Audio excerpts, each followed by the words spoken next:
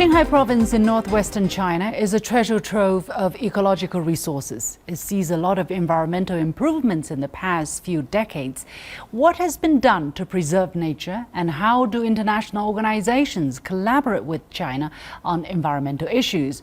Welcome to a special edition of The Point with me, Liu Xin, brought to you from capital of Qinghai, Xining.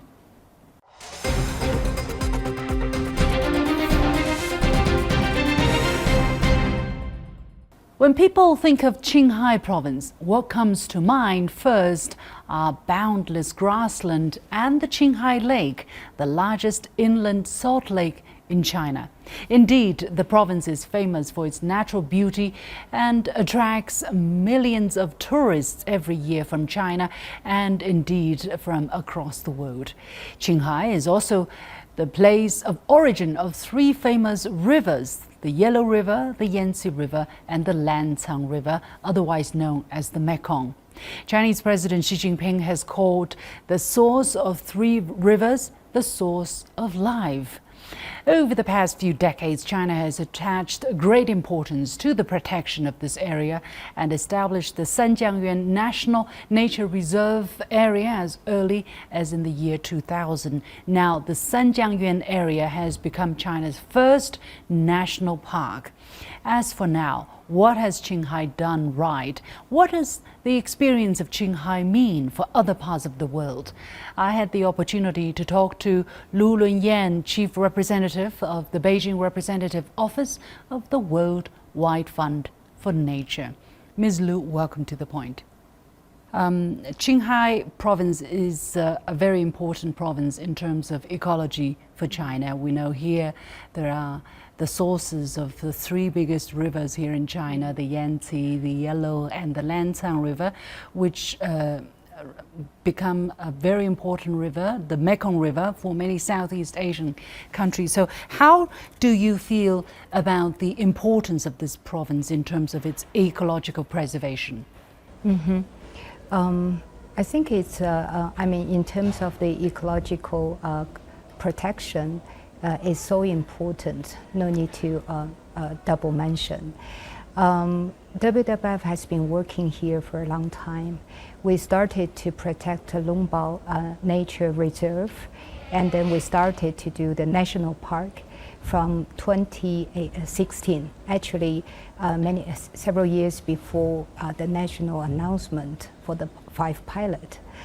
It's a hub, it's a vital hub for numerous species of plants and animals. As you mentioned, there's this national park, which is the Sanjiangyuan, the sources of the three rivers, and the province kicked off a pilot project for this national park as early as in 2016, and your organization had been engaging with the local government, with the national government as well, national authorities, to implement this pilot project. What have been your observations concerning the measures and the innovative solutions that have been put in place?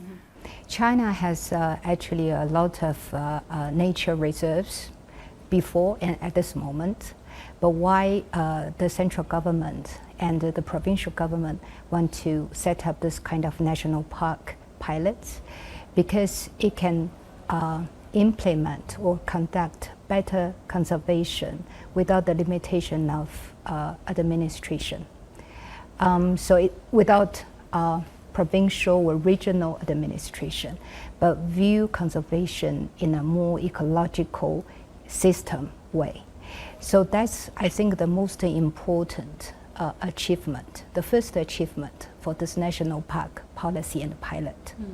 We started to work here in 2016, and we spent a lot of work with the community in the national park area. We think that Sanjiangyuan and the Qinghai province, Qinghai province has paid tremendous efforts in the protection. We thought that it delivers or provides with the world with a very beautiful case of ecological conservation plus community improvement, as well as multiple stakeholder engagement.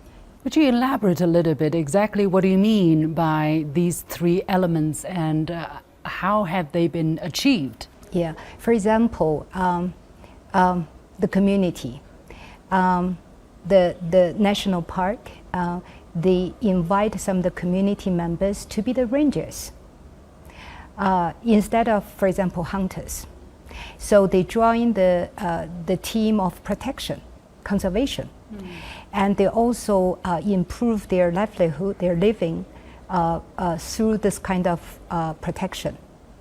And we also bring in, for example, companies, international NGOs, multiple stakeholders to contribute in the conservation. So that's why I say it delivers a beautiful case to the world. Has that not been the case in China, according to your observation, for instance? Is that the first national park or first project in China that such an approach can be systematically implemented? Basically, what is the significance of this case for WWF's work here in China? Sanjiangyuan is one of the very first national park pilots in China. And you know that there are minority communities here. So I think the work is quite complex. And it's also very remote somehow to the eastern developed areas of the country. So, you know, it's when we bring the companies from the developed areas of China, the eastern coast, to this place and contribute and get to know the community villages here, I think that the meaning is tremendous.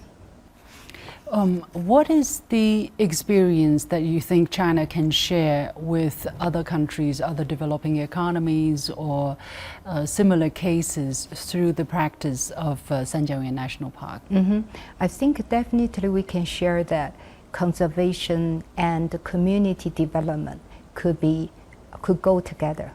That's the experience that we can share with the world. And there are some, you know, problems or challenges somewhere in the world. So I think that's very important. Protection, conservation, plus community development. Well, the WWF released the report last year on the loss of biodiversity in the world, and you sounded quite a big alarm in terms of the numbers. For instance, we were talking about 69% of wildlife population worldwide is the scale of the drop since the 1970s, so that includes all kinds of animals. How are you seeing the trend here in China, and how much of China's efforts can help contribute to the global efforts to reverse that decline? I think the conservation or the overall protection, natural protection for China in recent years are quite good. But globally, we're facing the big challenge. As just you mentioned, the numbers actually unveiled by our latest Living Planet report. We publish the report in every 2 years globally. The problem or the nature loss may come from several reasons, but mainly 2 reasons. One is the land use change, and the other is climate change. So actually, for example, climate change, every country faces the same challenge. And every degree of warming is expected for more nature and species loss. So sometimes we can try our best and do good, do well in our region, in our country border, but sometimes the problem is global and we cannot just deal with it ourselves. Well, as you mentioned, the problem is global, and as Chinese development projects go global via the Belt and Road Initiative, for instance, a lot of talk, a lot of emphasis has been put on how to make sure that at least the footsteps of Chinese investors or footsteps of Chinese companies are as green as they can be. How much are you involved in making sure that that is the case, and how has the progress been? Yeah, we have a project called Greening BRI, and we are also a member of BRIGC. I have to see BRI green development is a long-term endeavor, and also need, how to say, continuous observation and exploration. So we are still on the way. What we can do, what we can contribute, I think at least from 3 ways. First is that we can help identify the key ecological areas. We found that BRI runs through many different, for example, protected areas, global 200 ecological areas, key landscapes, and also some kind of like species hotspots. BRI runs from this kind of different areas, so we can help identify. One is that if our infrastructure investment doesn't consider this kind of areas before we start, it means that the project itself, the infrastructure investment itself, may face risks. That's why we can identify the areas, and we also develop tools to help the project to assess and disclose their risks. And we also help to increase the renewable investment in BRI countries. How closely are you working with Chinese companies or relevant authorities on these cases so far? Very close. For example, a member of BRIGC, and we work closely with MEE and also the companies and the financial institutions who have overseas projects and investments. How much importance do you feel that these companies, the relevant authorities, especially Chinese governments or regulators, how much importance do you think they are attaching to what you can offer when they're rolling out a BRI project? I think they are aware of the risks and some of the concerns raised by the local community, especially they live around those protected areas. I think most of them are aware of this now, but lack of tools, professional suggestions.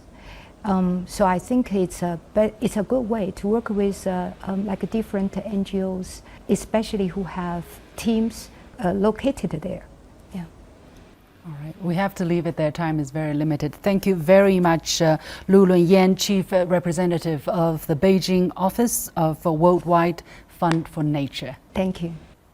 When we come back, a European NGO uses the power of law to bring systemic changes in terms of lawmaking on the environment. How does that work in China?